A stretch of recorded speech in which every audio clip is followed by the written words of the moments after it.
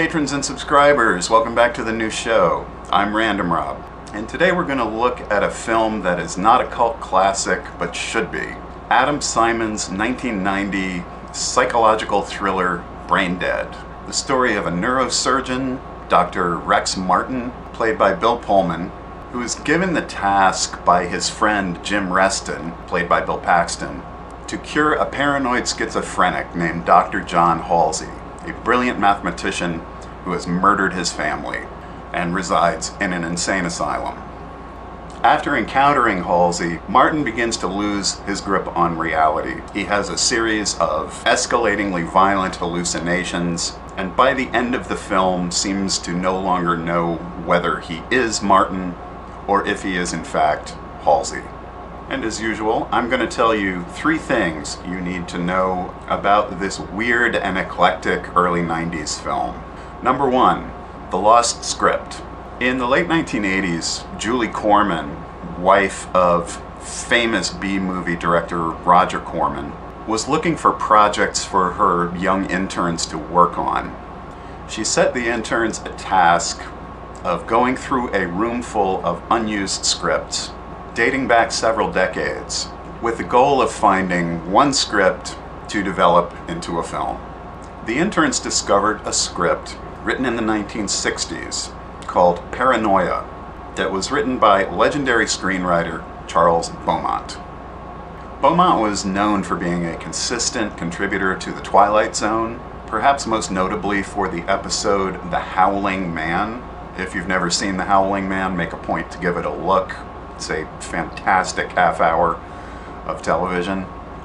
And Beaumont, of course, had also written scripts for Roger Corman, including his adaptation of Edgar Allan Poe's The Mask of the Red Death and The Intruder from 1962, starring William Shatner. Sidebar, The Intruder is a film you can look up on YouTube. If you have never seen it, please watch it.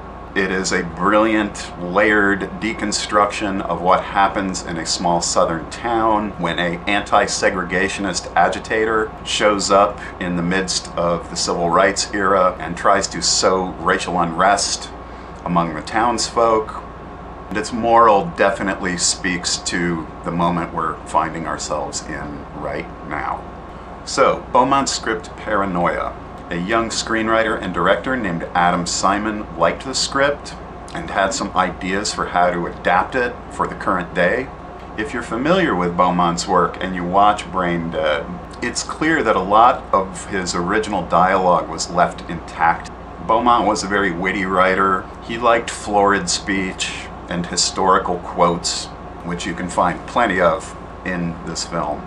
One also gets the feeling that since the original story was written during the Cold War, that the numerical secrets that were locked in Halsey's head probably originally had to do with nuclear weapons, as his character references in the film several times, talking about the end of the world if this secret gets out. In many ways, Brain Dead feels like an expanded episode of The Twilight Zone, or Tales from the Dark Side.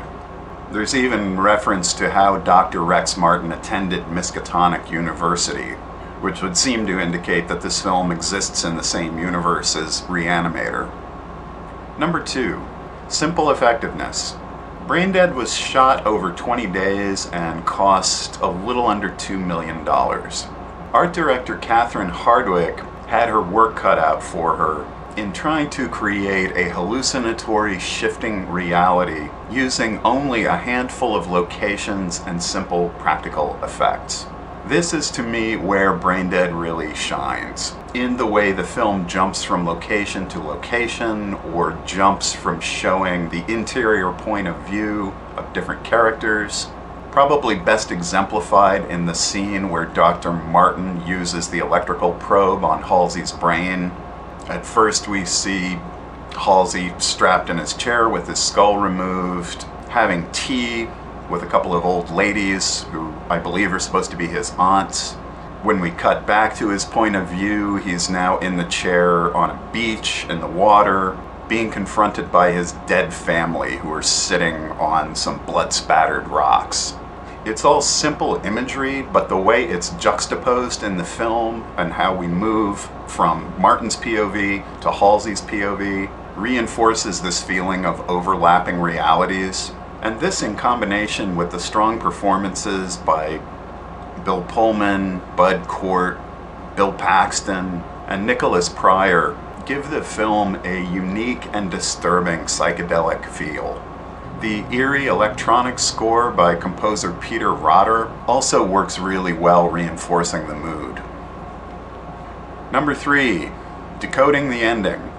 One of the common complaints about Brain Dead is that with all the hallucinatory craziness going on, the film does not come down firmly on the actual identity of Dr. Rex Martin. I would disagree. I think the way to look at the film is this. At 18 minutes in, roughly, Rex Martin is hit by a car. He experiences brain damage, and all the events leading up to when we finally see him being operated on at the end are a series of hallucinations based on his experiences talking with Halsey. Clearly, after we see him die in the operating room and can see Jim Reston and his wife Dana watching outside, would seem to indicate that that is the primary reality. I guess audiences probably felt misled. What with a script packed with lots of philosophical dialogue, the ending probably felt like a bit of a letdown. It might have been cutting edge had it been made into a movie in the 60s, but by the early 90s, the climax of Brain Dead probably felt a little old hat to a more jaded horror audience. But I also feel like that letdown at the ending is inherent to a story where reality keeps changing. At the end of the day, I think Brain Dead is more a film about the journey than the destination. That the fun of watching it comes from the jarring juxtapositions of character and reality in it, and not from some deeper meaning, because I really don't think there is one. Beyond the Zhuangzi quote about the man who dreams he's a butterfly and then not knowing whether he was a butterfly who dreamed he was a man, which is symbolically represented when Bill Pullman opens his skull and we see butterflies come out.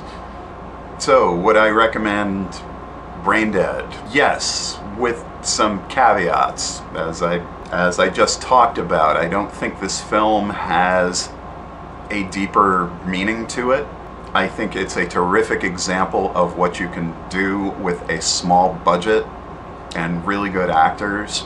It's a great example of how you can alter reality by using different character POV. I especially love Bill Paxton in this movie.